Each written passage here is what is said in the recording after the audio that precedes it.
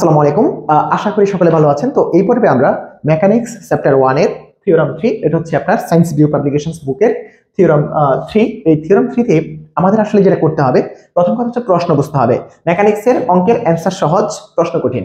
প্রশ্ন বুঝলে অ্যান্সার খুব সহজেই পারা যায়, ক্যালকুলেশন একটু লেন্দি বাট সহজ। আপনি এই ম্যাথটা শুরু থেকে শেষ পর্যন্ত দেখবেন, যতক্ষণ লাগে আপনি জাস্ট একবার মনোযোগ দিয়ে দেখবেন। আশা করি আপনি এই ম্যাথের নাড়ি বুড়ি খুঁটি সবকিছু আপনি বুঝে যাবেন।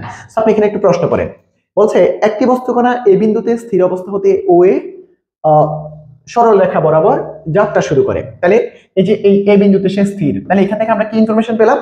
এ বিন্দুতে বেগ হবে 0, যেহেতু সেই বিন্দুতে স্থির। এই কথা আপনি মাথায় রাখেন, এ বিন্দুতে বেগ কি 0, এটা হচ্ছে কিওয়ার্ড। এবার দেখেন কণার উপর ক্রিয়াশীল ত্বরণ সর্বদা ও বিন্দু হতে বহির্মুখী। তাহলে ত্বরণ কাজ করে কোন দিকে? এ কাজ করে, এখানে ত্বরণটাকে আমরা এ দিয়ে বলবো না, ত্বরণটাকে আমরা এফ বললাম। জান এফটা কাজ করে কোন দিকে? এই দিকে বলছে, ও থেকে এদিকে। এখন দেখেন এই যে এই দিকে হচ্ছে সরণ, যদি কেন্দ্র থেকে চিন্তা করেন তাহলে এইদিকে, তাহলে সরণটা এইদিকে, ত্বরণটাও কি এইদিকে। এখন আমরা জানি হচ্ছে যদি সরণটা কেন্দ্রের দিক থেকে হইতো তাহলে সরণ আর ত্বরণ বিপরীতমুখী। সরণটা যদি কেন্দ্রের দিক থেকে হতো তাহলে সরণ আর ত্বরণ কি বিপরীতমুখী। কিন্তু এখন আমাদের সরণটা হচ্ছে কই থেকে বলেন তো? এ বিন্দু থেকে। এই যে এ হতে ও এ সরলরেখা বরাবর চলছে, তাহলে সে এ থেকে যাত্রা শুরু করছে, এ থেকে ও এ সরলরেখা বরাবর যাত্রা শুরু করছে, তার মানে সে ও থেকে শুরু করে নাই। তাহলে এই ক্ষেত্রে সরণের সাথে ত্বরণ বিপরীতমুখী, কেন্দ্রের সাপেক্ষে না। তাহলে এখন আপনি খেয়াল করেন, এখন আপনার এই যে এই দিক থেকে যদি বস্তু যায়, তো এদিক থেকে বস্তু গেলে আমরা তখন বলতাম সরণ আর ত্বরণ বিপরীতমুখী, তখন ত্বরণ কাজ করতো এই দিকে। কিন্তু এখন ত্বরণ কাজ করতেছে এইদিকে, বস্তু আসতেছে এই দিক থেকে, তাই না? তাহলে এখন আর আমাদের এখানে ত্বরণের ক্ষেত্রে মাইনাস চিহ্নটা আসবে না, কারণ এখানে আমরা ওই যে মেকানিজম যেটা সেটার বাইরে কিছু করতেছি, উল্টোটা করতেছি। তাহলে এখন দেখেন আপনি এখানে ছিলেন, এখান থেকে আস্তে আস্তে সামনে আসতেছেন, আর আপনার ত্বরণ কাজ করতেছে এই দিকে, ঠিক আছে? এখন টি সময় পরে আপনি চিন্তা করেন, টি সময় পরে আপনি করলেন কি, আস্তে আস্তে এখান থেকে এখানে চলে আসলেন পি বিন্দুতে। এই যে এখান থেকে এখানে আসলেন পি বিন্দুতে, যেটা ও থেকে এক্স মিটার দূরে, ও থেকে এক্স মিটার দূরে। এখন দেখেন তো, এই যে ও থেকে আমি এক্স চিন্তা করছি, তাহলে এক্স হচ্ছে এইদিকে, ত্বরণটাও এইদিকে, তাহলে আপনি বলেন তো ত্বরণ আর সরণ কি একই দিকে না? একই দিক হলে মাইনাস কেন হবে ভাই? এটা তো ভেক্টর রাশি, এটাও ভেক্টর রাশি। ভেক্টর রাশির মাইনাস হচ্ছে দিক উল্টো হলে, তাহলে আমি এক্স এর সাথে ত্বরণের সম্পর্ক কি এখন মাইনাস হবে কোনোভাবে? হওয়ার চান্স নাই।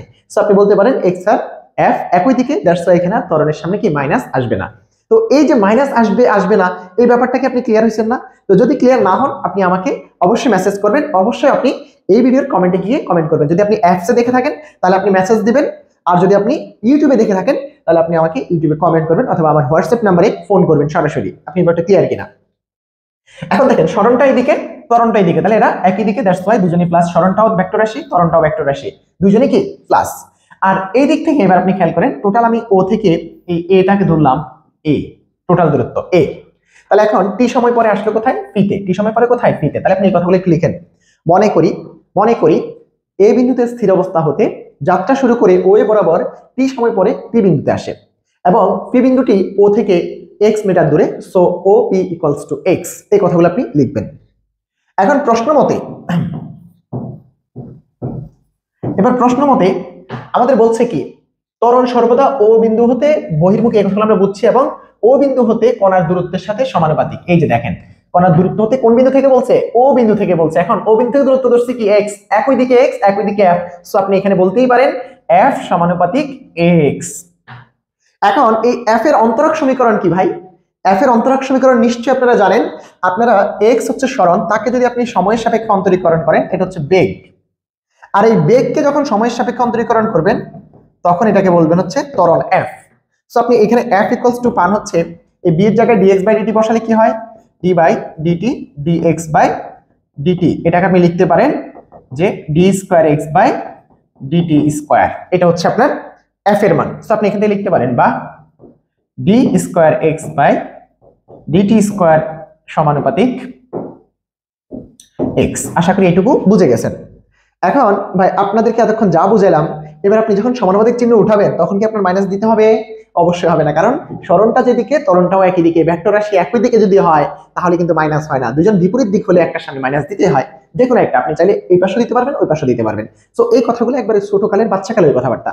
সো আপনি এইটুকু যদি বোঝেন, আশা করি আপনি এখন এই ম্যাথটা বোঝার জন্য আগ্রহী হয়ে উঠছেন। সো আপনি আশা করি সামনের দিকে আপনার ফেল হবে না। আপনার সামনেরটা একেবারে ইজি, এইটুকু পর্যন্ত বুঝতে পারাটা হচ্ছে বুদ্ধিমানের কাজ। এইটুকু যে বুঝছেন সে এখান থেকে আর আপনি বের হবেন না, আপনি এই পুরো ভিডিওটা দেখবেন, আপনার এই ম্যাথটা পরীক্ষা আসলে যেন আপনি 10 নম্বর অ্যান্সার করে আসতে পারেন। সো বাকিটা দেখতে থাকেন। তো এখানে চলে আসেন। এবার আপনি এখানে এসে প্রত্যেকটা প্রায় সবগুলো অঙ্কে এই কাজটা করবেন। আমার টার্গেট কি? আমার টার্গেট হচ্ছে কোনো কণার কি বলছে, কণার গতি নির্ণয় করো, বেগ। তাহলে আসতে হচ্ছে ত্বরণ, বেগে যাইতে হবে, তাহলে কি করতে হবে? ইন্টিগ্রেশন করতে হবে। তো আপনি ইন্টিগ্রেশন যদি করতে চান তাহলে আগে এটাকে ইন্টিগ্রেশন ফরম্যাট নিতে হবে। তো ফরম্যাটে নেওয়ার জন্য যত সব কারুকাজ বা ঝামেলা, সেই কাজটা আপনি সেকেন্ড ইয়ারের অর্ডিনারি ডিফারেন্সিয়াল ইকুয়েশনে করে আসছেন। যত রকমের ডিফারেন্সিয়াল ইকুয়েশন আছিল তাদের সমাধান কিন্তু আপনারা নির্ণয় করছেন ইন্টিগ্রেশন করে অর্ডিনারিতে। এখন আপনি বলতে পারেন ভাই অর্ডিনারিতে তো ভালো করে পড়ে নাই, তাহলে ভাই একটু কষ্ট করে আপনি এখন এই জায়গাটা বুঝতে হবে। এখন আসেন এই জিনিসটাকে আপনি যখন অর্ডিনারি ভেরিয়েবল সেপারেশন বা আপনি যখন ইন্টিগ্রেশন ফরম্যাট ক্রিয়েট করতে যাবেন তখন আপনাকে একটু কাজ করতে হবে। তার আগে আপনি একটু সমীকরণ আকারে তুলে নেন এটাকে d square x by dt square equals to, আমি একটা সমানুপাতিক ধ্রুবক নিলাম, সেটা হচ্ছে মিউ এক্স। এখন এখানে মাইনাস কেন দিই নাই ভাই? কারণ ত্বরণ এবং সরণ একই দিকে। সো এটা হচ্ছে আপনার অন্তরক সমীকরণ, এবং এটা থেকে আমরা আসলে সরণটা বের করবো। কি বের করবো? সরণটা বের করবো। সো আসলে আমরা সরণ বের করি। তাহলে এখান থেকে আমরা লিখবো বা, এন্ড এটা থেকে আপনি এটাকে কিভাবে বেগে কনভার্ট করতে পারেন, বেগ থেকে সরাসরি ইন্টিগ্রেশন করলেই আমরা আসলে সরণ পেয়ে যাব। সো বেগ কনভার্ট করার জন্য আপনি এখানে একটু চিন্তা করেন, এই সমীকরণটাকে আপনি লিখতে পারেন এরকম করে dx বাই dt, এটা একটা 2 গুণ করেন, সাথে d square x by dt square গুণ করেন, ওই পাশে একই কাজ করেন যে mu x 2 dx by dt, এটা উভয় পক্ষে গুণ করবেন। কেন করবেন? এটা আপনার অর্ডিনারি ডিফারেন্সিয়াল ইকুয়েশনের বিস্তারিত পড়ালেখা। সো অর্ডিনারি যদি আপনি ভালো করে না থাকেন তাহলে আপনি জাস্ট মনে রাখেন এই লাইন আসার পর আপনি উভয় পক্ষে 2dx বাই dt গুণ করে দিবেন। তারপরে এই 2dx বাই dt এবং এই d square x by dt স্কয়ারকে কি লেখা যায়? অর্ডিনারিতে আপনি এটা লিখে আসছেন যে আপনাকে যদি বলা হতো dx বাই dt হোল স্কয়ারের অন্তরীকরণ কত বলেন তো? আপনি এটা ইন্টারমিডিয়েটেই পড়ছিলেন, এটার অন্তরীকরণ হচ্ছে 2 dx by dt into d square x by dt square. অর্থাৎ আপনি এটাকে যখন অন্তরীকরণ করছেন, এই যে এটাকে যখন আপনি অন্তরীকরণ করছেন এটা পাইছেন। সো এখন দেখেন, তাহলে আপনি এই যে এই পুরো ব্যাপারটাকে কি বলতে পারেন? এই পুরো ব্যাপারটাকে এইটা বলতে পারেন। এইটাকে যখন ইন্টিগ্রেশন করে দিব তখন এই d বাই dt টা চলে যাবে। বুঝতে পারছি? সো আমরা এই জিনিসটা এখন করার জন্য এই কাজটা করছি। এখন এটাকে কি লেখা যায়? এটাকে লেখা যায় d by dt of dx by dt whole square. এই যে এই জিনিসটাকে এটা লেখা যায়। তারপর আপনি এখানে চলে যান, এখানে এই যে 2x dx বাই dt কি আসলে বলেন তো? আপনাকে যদি বলা হয় x স্কয়ার অন্তরীকরণ করেন, তাহলে x স্কয়ার অন্তরীকরণ কার সাপেক্ষে? t এর সাপেক্ষে। তাহলে এটার অন্তরীকরণ হচ্ছে 2x dx বাই dt। নিশ্চয়ই আপনি বুঝে গেছেন x স্কয়ার অন্তরীকরণ t এর সাপেক্ষে 2x dx বাই dt। আশা করি এটা বুঝছেন। এটা আপনি বলতে পারেন এটা কিভাবে হলো, তাহলে আপনাকে একটু বুঝাইতে হবে আর কি, যে এই জিনিসটা দেখেন x স্কয়ার তো ভাই x স্কয়ার এটা হচ্ছে টাইমের উপর নির্ভরশীল। তো আপনি এটাকে বলতে পারেন না t এর সাপেক্ষে ধ্রুবক। t এর সাপেক্ষে x কিন্তু ধ্রুবক না, কারণ সে টাইম যত বাড়বে x এর মান তত কমতে থাকবে, রাইট? তাহলে এই যে টাইমের সাথে x কিন্তু কানেক্টেড, দ্যাটস হোয়াই আমি বলতে পারি যে x টা হচ্ছে t এর ফাংশন। সো এটাকে আমি সরাসরি অন্তরীকরণ যখন x এর সাপেক্ষে করতাম তাহলে তো 2x, কিন্তু এটা তো t এর সাপেক্ষে। সো এটা t এর সাপেক্ষে অন্তরীকরণ কি? প্রথমে x to the power n এর সূত্র, যে x to the power n এর সূত্র 2x হলো, যাকে আপনি x বলছেন t বলছেন, যেহেতু t এর সাপেক্ষে যাকে আপনি t বলছেন, এখানে আপনি t to the power n চিন্তা করছেন, তাহলে এটা তো t না।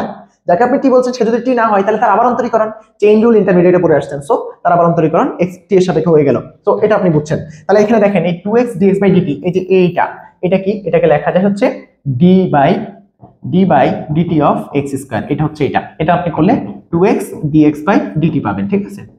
সো আপনি এই জিনিসটাকে লিখতে পারেন যে মিউটা মিউর জায়গায় থাকলো d বাই dt অফ কি লিখবেন? x square, right? আশা করি এটা বুঝে গেছেন। এখন আসেন এবার ইন্টিগ্রেশন করলে আপনার উভয় পাশ থেকে d বাই dt চলে যাবে ইন্টিগ্রেশন করলে। তাহলে আপনি ইন্টিগ্রেশন করলে যে চলে যাবে এই ব্যাপারটা একটু বুঝেন, আমি আপনাদেরকে বুঝাচ্ছি। আমি আপনাদেরকে পুঙ্খানুপুঙ্খানু বোঝানোর চেষ্টা করছি। দেখেন এই যে ইন্টিগ্রেশন আমি বসালাম, উভয় পক্ষে ইন্টিগ্রেশন করলাম, সমাকলন। তো এই ইন্টিগ্রেশন কার সাপেক্ষে করবেন? t এর সাপেক্ষে, তাই তো? তাহলে এই যে এইদিকে দিলেন dt, আবার এইদিকে দিলেন কি dt। এগুলো আপনি পরীক্ষার হলে লিখবেন না, জাস্ট আমি বলছি কিভাবে এগুলো দেওয়া হয়, কিভাবে বাকি জিনিসগুলো চলে যায়।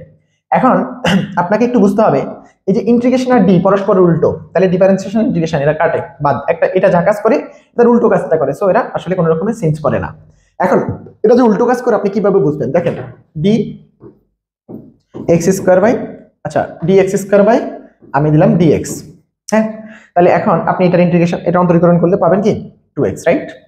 এখন এখানে যদি ইন্টিগ্রেশনটা থাকতো তাহলে আমি অন্তরীকরণের কাজ এটা করছি, অন্তরীকরণের কাজ এটা করছি, অন্তরীকরণের কাজ এটা করছি, ইন্টিগ্রেশনটা এখন করি নাই, তাহলে ইন্টিগ্রেশন এখানে থাকলো।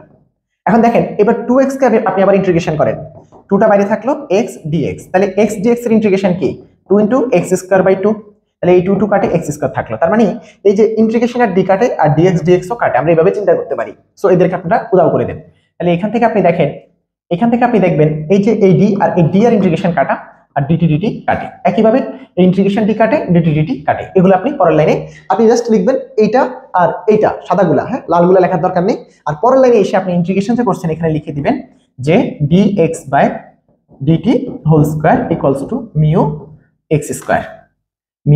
x² plus c। ইন্টিগ্রেশনগুলোকে সমাকলন ধ্রুবক আনতে হয়, যেহেতু আপনি বদ্ধ ইন্টিগ্রাল করছেন না, এটা যেহেতু আপনার অনির্দিষ্ট ইন্টিগ্রাল, সো আপনি সমাকলন ধ্রুবক এখানে দিবেন। তো এখন চলে যান, এবার আপনার ফরম্যাটটা চলে আসছে বেগে। এবার বেগ থেকে আপনি সরণে যাবেন। আপনাকে বলছে আসলে বেগ বের করতে, তো বেগ যেহেতু বের করতে বলছে এখানে অ্যান্সার হয়ে যাওয়ার কথা, কিন্তু আসলে এখানে গতির প্রকৃতি, আসলে আমরা আসলে সরণটা বের করবো বেসিক্যালি। এখানে বেগ না, এখানে সরণটা মূলত আমরা বের করে তার সরণ মানে গতির সমীকরণটা বের করে দেখাবো। সো এখন এটাতে একটা জিনিস নতুন করে অ্যাড হয়েছে, সেটা হচ্ছে সি। তাহলে সি এর মান তো আমাদের বের করতে হবে, সি তো আমরা জানি না। এন্ড সি এর মান বের করার জন্য আপনাদেরকে আমি প্রথমে একটা ক্লু দিছিলাম, এ বিন্দুতে স্থির, এই বিন্দুতে বস্তুটা কি ছিল, স্থির ছিল। তার মানে এই বিন্দুতে বেগ কত, এই বিন্দুতে কত, dx/dt ইকুয়ালস টু 0। তাহলে এই বিন্দুতে dx/dt 0, এবং আপনি এই যে এখানে এটা ছিল ও, এটা ছিল ও, এটা ছিল এ, এই যে এই পুরো দূরত্বটাকে আমি এ ধরে নিলাম, এ। তাহলে এই পুরো দূরত্বটাকে আমি কি ধরছি, এ ধরছি, যেখান থেকে যাত্রা শুরু করছে, ও বিন্দু থেকে যত দূর থেকে যাত্রা শুরু করছে ওটাকে কি ধরছি, এ ধরছি। তাহলে আপনি ধরেন এই যে দেখেন, এখন এটাকে 1 নং দেন। এখন আমরা এখানে কি লিখবো, আমরা এখানে লিখবো x ইকুয়ালস টু a হলে, x ইকুয়ালস টু a হলে dx/dt ইকুয়ালস টু 0। কেন 0 এই কথাটা আমি আপনাদেরকে এখানে ব্যাখ্যা করছি। তো আপনি 1 নং সমীকরণে x এর মান a এবং dx/dt এর মান 0 বসায় দেন। তাহলে 1 থেকে কি পাই, 0 equals to mu a square, x এর জায়গায় a আর এদিকে হচ্ছে প্লাস c, তাহলে c ইকুয়ালস টু হচ্ছে মিউ a স্কয়ার। আশা করি এটা বুঝছেন, ঠিক আছে। এবার 1 নং এ আবার c এর মানটা বসায় দেন, ঠিক আছে। তাহলে 1 নং এ c এর মান বসালে কি হয়, আমরা এখান থেকে লিখতে পারি, বা 1 নং এ c এর মান বসায় দিলে, বা dx/dt whole square equals to mu x² minus mu a square. আশা করি এটা বুঝে গেছেন। সো এখন আপনি এখান থেকে আস্তে আস্তে বেগ থেকে সরণের দিকে বের যেতে পারবেন ইন্টিগ্রেশন করে। তাহলে এখান থেকে আপনি রুট করে দেন, রুট করলে হবে dx/dt equals to root over mu common নিলে x² মাইনাস a স্কয়ার। আশা করি এটা বুঝে গেছেন। এখন এখানে প্লাস দিনে কেন, মাইনাস প্লাস দিনে কেন, কারণ আমরা অলরেডি দেখছি ত্বরণ এবং সরণ একই দিকে, অর্থাৎ x আর f, x এবং f একই দিকে, আমরা এটা অলরেডি দেখে আসছি। সো এখানে আমরা প্লাস চিহ্ন নিব। তাহলে এখানে লিখে দেব কি, এখানে লিখে দেব হচ্ছে যেহেতু বলটা কেন্দ্রবিমুখী, কেন্দ্রমুখী হলে এখানে আমরা মাইনাস দিতাম, আর কেন্দ্র বিমুখী বলের দরুন কাজ, কেন্দ্রবিমুখী বলের কারণে এখানে আমরা কি নিব, কেন্দ্রবিমুখী কে, ত্বরণ এবং সরণ দুটাই কেন্দ্রবিমুখী, দ্যাটস ওয়াই আমরা এখানে মাইনাস চিহ্ন নিছি, ঠিক আছে। এখন আসেন, সরি প্লাস চিহ্ন নিছি কেন্দ্রবিমুখী, আর কেন্দ্রমুখী হলে মাইনাস নিতাম। সো এখন দেখেন এখান থেকে আপনারা বেগ পাচ্ছেন, আরেকবার ইন্টিগ্রেশন করলেই আপনি কি পেয়ে যাবেন, সরণ পেয়ে যাবেন। সো এটা বেগের সমীকরণ, আপনি এটাকে বেগের সমীকরণ হিসেবে লিখে রাখতে পারেন। এটা হচ্ছে আপনার, আপনি এটাকে 2 নং সমীকরণ দিয়ে বেগের সমীকরণ পরে ব্যাখ্যা করতে পারবেন। তো এটা বেগের সমীকরণ। এবার আপনি এখান থেকে সরণ বের করবেন। তো সরণ, তাহলে এখান থেকে সরণ বের করার জন্য আগে আবার আপনাকে ভেরিয়েবল সেপারেশন করতে হবে। এখানে চলক হচ্ছে x, আর এই যে x আছে এই পাশে, সো x টাকে এই পাশে নিয়ে আসি। সো এখান থেকে আমরা লিখতে পারি যে dx/dt equals to root over mu root over x² minus a square. তো এটা বুঝছেন। এবার এই x এর অংশটাকে এই পাশে নিয়ে আসবো আর dt টাকে ওই পাশে নিয়ে যাব। এখান থেকে লিখতে পারি আমরা যে dx এর নিচে x যুক্ত অংশ root over x² minus a square equals to যে মিউ আর এদিকে আছে dt। এখন আমরা উভয় পক্ষে সমাকলন করব। সমাকলন করলে আশা করি আমরা হচ্ছে কি পাবো, সরণ পেয়ে যাব, রাইট। তাহলে এখন এটার উভয় পক্ষে যদি আমরা ইন্টিগ্রেশন করি, এটার উভয় পক্ষে ইন্টিগ্রেশন করলে আমরা মূলত এখান থেকে t পাবো আর এখান থেকে x সংক্রান্ত একটা সমীকরণ পাবো, অর্থাৎ আমার ডিফারেনশিয়াল ইকুয়েশন সলভ হয়ে যাবে। সো এবার ইন্টিগ্রেশন করেন, ইন্টিগ্রেশন করলে আমরা কি লিখতে পারি, ইন্টিগ্রেশন বলতে সমাকলন করতে হবে। তো dx/√x² minus a square equals to root over mu integration of dt।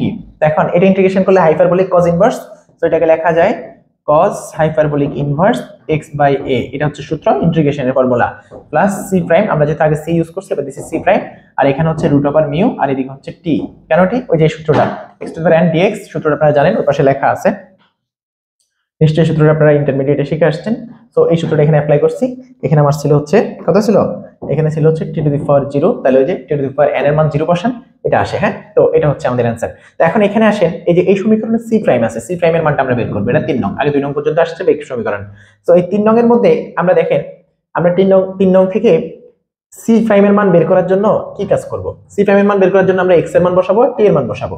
তাহলে এখন দেখেন t ইকুয়ালস টু যখন 0, t ইকুয়ালস টু 0 যখন ছিল, তখন আপনি দেখেন এটা ছিল আপনার o, এটা ছিল আপনার a, তাহলে তখন বস্তু ছিল a তে। তো t ইকুয়ালস টু 0 হলে এই পুরাটা কি a ছিল না? তো t ইকুয়ালস টু 0 হলে বস্তু তখন t তে হলে তখন x ইকুয়ালস টু a ছিল, রাইট? তাহলে হলে x ইকুয়ালস টু কি a, নিশ্চয়ই আপনি এখানে x এর মান বসাবেন, t ইকুয়ালস টু 0 বসাবেন। তাহলে এখন আসবে কি cos hyperbolic inverse a by a, that means 1, right? তাহলে 1 plus c prime equals to হচ্ছে 0। এখন দেখেন এই cos হাইপারবোলিক 1 এর মান কিন্তু আবার 0, এটা মনে রাখবেন। cos হাইপারবোলিক 1 এর মান কত? 0। তাহলে এটা 0 প্লাস হচ্ছে c prime equals two 0। So c prime এর মান 0, এবার 3 নং এর মধ্যে c প্রাইম এর মান বসায় দেন। 3 নং থেকে আমরা কি পাই? cos hyperbolic inverse x by a equals to হচ্ছে আপনার কত? রুট ওভার মিউ ইনটু হচ্ছে t। এখন এখান থেকে আমরা x বের করব, তাই তো? আমাদের সরণ বের করতে হবে। তাহলে আমরা এখানে কি লিখব? আমরা এখন এখানে লিখব, বা এখান থেকে আপনি লিখতে পারেন যে x by a equals to cos hyperbolic, এবারে ইনভার্স থাকবে না, রুট ওভার মিউ ইনটু হচ্ছে t, রাইট? তাহলে আপনি এখান থেকে এই এটাকে ওই পাশে পাঠিয়ে দেন। তাহলে x হচ্ছে সরণ, x হচ্ছে কোথায়? o বিন্দু থেকে সরণ, right? a cos hyperbolic root over mu into t। এখন এই যে এই সমীকরণটা হচ্ছে আপনার কিসের সমীকরণ? এটা হচ্ছে আপনার সরণের সমীকরণ, রাইট? এটা হচ্ছে কি সরণের সমীকরণ। আর বেগের সমীকরণটা কোথায় ছিল? বেগের সমীকরণ আমরা উপরে দেখে আসছি। বেগের সমীকরণটা ছিল 2 নং সমীকরণটা। 2 নং সমীকরণটা কি ছিল? 2 নং সমীকরণটা একটু ভালো করে খেয়াল করেন, এই যে এটা root over mu x square minus a square, root over mu x square minus কি a স্কয়ার। আমি বেগের সমীকরণটা পাশে লিখতেছি, কেন লিখতেছি একটু পরে ব্যাখ্যা করতেছি, ওয়েট। এটা হচ্ছে সরণের সমীকরণ, সাথে আমি বেগটা লিখি। বেগ ছিল হচ্ছে dx by dt equals to root over mu x square minus a square, right? এটা ছিল বেগ। সো এই যে এই বেগ আর সরণের মধ্যে থেকে এখন আমি কিছু জিনিস ব্যাখ্যা করব। সো এবার একটু খেয়াল করেন তো, এই যে এখানে সরণ x equals to a cos hyperbolic root over কত? Mu t, right? এখন এই যে এই x এর এই সমীকরণটা বা সরণের এই মানটা যখন আপনার x ইকুয়ালস টু 0, যখন আপনার x ইকুয়ালস টু 0, তখন বস্তুটা কোথায় থাকতেছে? o তে, রাইট? x ইকুয়ালস টু 0 তে বস্তু কোথায়? o তে। তাহলে এখন এই যে x হচ্ছে এখান থেকে সরণ, রাইট? আমরা তো এটাই বলছিলাম x হচ্ছে o বিন্দু থেকে সরণ। তাহলে x যখন 0 তখন বস্তু হচ্ছে কোথায়? o তে। বস্তু কোথায়? o তে। তাহলে এখন একটু খেয়াল করেন তো, x যখন 0, বস্তু তখন o তে, তার বেগটা কত হয়? এই সমীকরণে x এর মান যখন আমি 0 বসাই, তখন রুটের নিচে কি আসে? মাইনাস আসে। তো রুটের নিচে যখন মাইনাস কিছু চলে আসে, তখন এই জিনিসটা কি অসংজ্ঞায়িত হয়ে যায়। তার মানে আমরা কি বলতে চাই? আমাদের এই সমীকরণ বলতেছে যে ভাই আপনার এখানে কোন রকমের যে সে ও বিন্দুতে আসবে না, আসলে এখানে বেগ অসংজ্ঞায়িত হয়ে যায়। তো এই বেগে কি বলতেছে? এই বেগ বলতেছে যে x এর মান যত বৃদ্ধি পাবে, x যত বৃদ্ধি পাবে মানে কি, সে যত এদিকে যাবে, সে যতই এদিকে যাবে, যতই a এর দিকে যাবে, সে ততই আমাদের কি বেগের মান বৃদ্ধি পেতে থাকবে। অর্থাৎ বস্তু যখন দূরের দিকে যাবে ততই কি বেগ বৃদ্ধি পাবে এবং সে অনবরত চলতে থাকবে, কখনো আর পিছনে আসবে না। এই কথাটা এখানে বলা হয়েছে। তো এই ব্যাখ্যাটা আপনারা শেষে দিয়ে দিবেন আর কি। তো আশা করি এই অঙ্কটা ভালো করেই বুঝছেন।